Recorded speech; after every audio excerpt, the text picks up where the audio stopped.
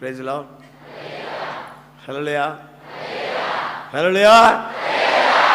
మద్రాసులో ఒక ఆఫీస్లో ఒక అమ్మాయి పనిచేస్తుంది. మన ప్రార్థనకు వచ్చే అమ్మాయి పనిచేస్తుంది. వాళ్ళ మేనేజర్ ఉన్నాడే, మేనేజరు ఆడు పెద్ద కన్నింగ్, చాలామంది జీవితాలను పాడు చేసిన వ్యక్తి వాడు. ఈ అమ్మాయి డ్యూటీకి చేరి పెళ్లి కాని అమ్మాయే డ్యూటీకి వెళ్ళింది. అప్పుడప్పుడు వచ్చి ఈకిలిస్తుంటాడంట. ఆ అమ్మాయి ఈకిలించదంట. ఒకసారి చూస్తాడు సూపు, ఇకంతే.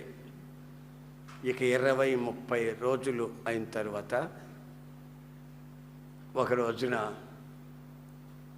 ఆ అమ్మాయి గదిలో ఆ అమ్మాయిని అతని గదిలోకి పిలిచాడంట. పిలిచి, మేడం టేక్ యువర్ సీట్ అన్నాడట మేనేజర్.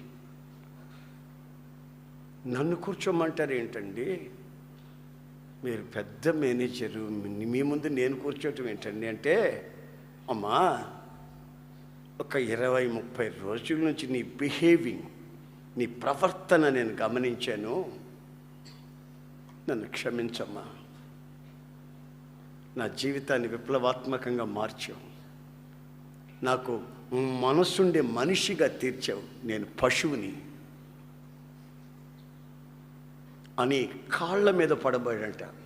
ఆ బిడ్డనిందంట, నేను ప్రార్థనకి వెళ్తానండి, నేను ఇలాంటి మనిషిని కాదు, అయినా మీ కొరకు నేను ప్రార్థన చేశాను తప్ప ఇంకేమీ చేయలేదు,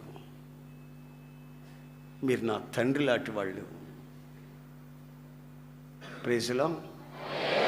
ఆ అమ్మాయి ఇతనికి బోధ చేయలా, మారు మనసు గురించి చెప్పలా, యేసు ప్రభుని గురించి చెప్పలా, ఏమీ లేదు. ఆమె ప్రవర్తన ఆ మేనేజర్ని తల్ల క్రిందులు చేసిందంట. ఆ అమ్మాయి అంటే భయపడుతున్నాడు. ఆఫీస్కి వస్తుందంటే జనం అంతా భయపడుతున్నారు, ఆఫీస్లో పనిచేసే వాళ్ళతో భయపడిపోతున్నారు. ఆ అమ్మాయి ఎవరిని ఏమన్నది కాదు. మీ వ్యక్తిగత జీవితాలలో కూడా ఆ సిన్సియారిటీ, ఆ యథార్థత, మీ ప్రవర్తనలో ఉన్నటువంటి ఆ పవిత్రత, అది మీరు అనుభవించి ప్రకాశించాలని, ఇతరులకి వెలుగిచ్చినట్లు దీపస్తంభం మీద మీ దీపం ప్రకాశించబడాలని మన ప్రభు ఈ రోజున మిమ్మల్ని కోరుకుంటూ మిమ్మల్ని చేపట్టి లేపుతున్నాడు. ఆమేన్. హల్లెలూయా, హల్లెలూయా. నిర్జీవ స్థితిలో ఉన్న నిన్ను ఆయన లేపుతున్నాడు అలాగా.